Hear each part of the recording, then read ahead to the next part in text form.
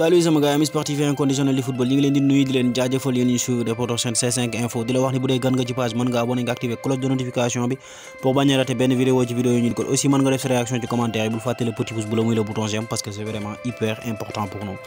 Actualité oblige comme ni ñu leen ko waxee woon rek tey dañuy fas yéene waxtaanee li nga xamante ni mooy mercato comme ni ñu ko xamee yéen ñëpp tamit saison bi tëj na équipe bu ne yaa ngi def le maximum de possible pour recruter le maximum de joueurs possible pour renforcer sa équipe saison prochaine donc ñu tàmbalee ko foofu ci Angleterre nag plus précisément foofu ci Manchester United ak seen joueur boobu di Paul Pogba moom nag annoncé na officiellement qu'il va quitter foofu di Manchester United donc du fa jouer saison bi ñu jëm.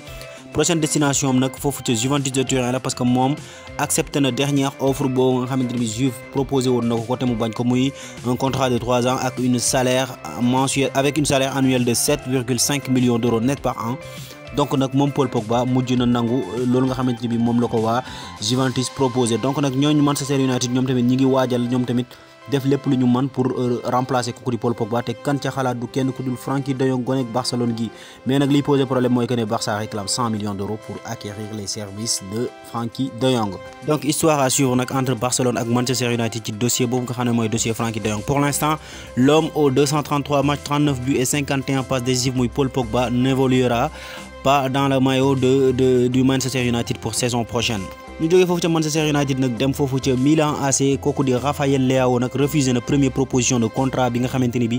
AC Milan moo ngi ko proposé donc muy prolongation de contrat donc nag refusé na ko moom Rafael Leao bañ na loolu donc nag li ñu mën a jàpp ci loolu mooy que ne peut-être l'intérêt du Real Madrid intérêt bi nga xamante ni bi Real Madrid porté na ko ci gauche bi ça a vraiment fait son effet parce que comme ni ñu leen ko waxee woon démb rek ci transfert tant que équipe yi di gën di bëri équipe bi nga xamante ni bi mooy jaay joueur am di gën di réclamer plus mais aussi vice versa ci joueurs yi tant que équipe yi di gën di intéressé wu ci joueur bi donc joueur bi aussi di gën di laaj plus d'argent pour toog ci club am donc j'espère pour le Milan AC que ne nag dinañ trouver benn terrain d'entente ñoom ak Rafael Leao parce que c'est un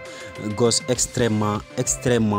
talentueux et que bokk na ci li nga xamante ni bi moom may AS Milan seen titre Scudetto bi ren parce que moo fay même meilleur joueur ci championnat boobu nga xamante ni fa la nekk le sale coup que Salah prépare pour à Liverpool donc nag selon certaines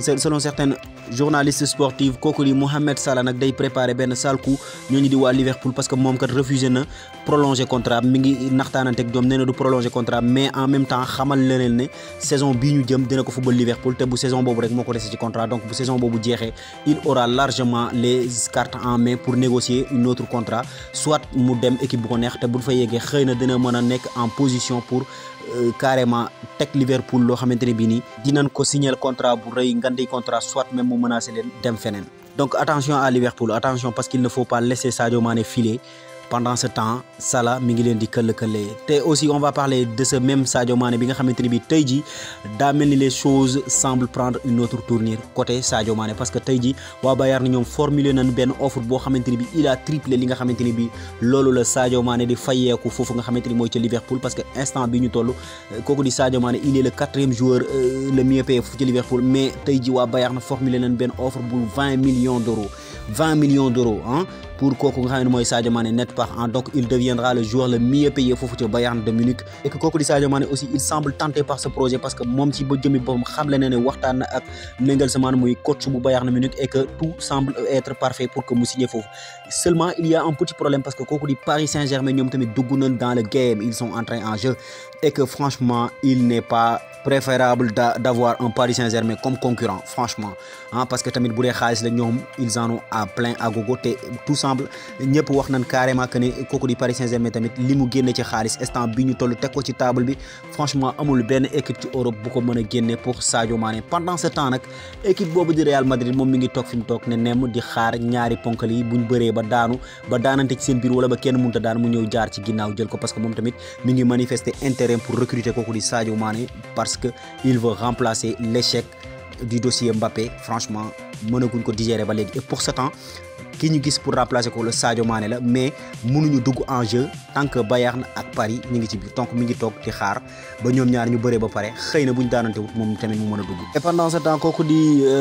Ryan Gravenberch nekk un milieu de terrain nekk foofu ca Ajax Amsterdam moom nag signé woon na foofu ca Bayern de Munich donc moom mi ngi passé loolu nga xam ne mooy visite médicale am c'est officiel kooku di Ryan Gravenberch donc jouera pour le Bayern de Munich la saison prochaine après buñ jeexalee loolu nga xamante ni bii nag mooy mercato bi ñu fas yéene waxtaan ak yéen ci ay quelques jours joueurs yoo xamante ne bi instant bii ñu toll ni ils sont en fin de contrat et ils ont fait leurs adieux ku ci mel ni Gareth Bale moom nag bind na benn lettre Real Madrid tey dirigeants yi ak supporters yëpp pour remercier leen xamal leen ne carrément day quitter foofu ci Real Madrid moom Gareth Bale nag remporté na 15 trophées foofu ci Real Madrid ba mu fa ñëwee léegi évolué fa boobaak léegi il y 9 ans la fa def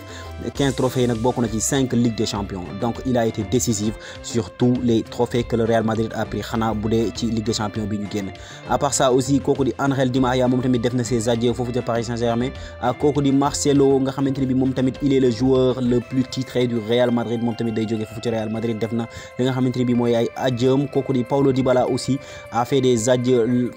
aux supporters de la vieille dame donc moom tamit def na ay adieux ci ñooñu nga xam ne mooy waa Juventus de Turin moom nag bi mu koy def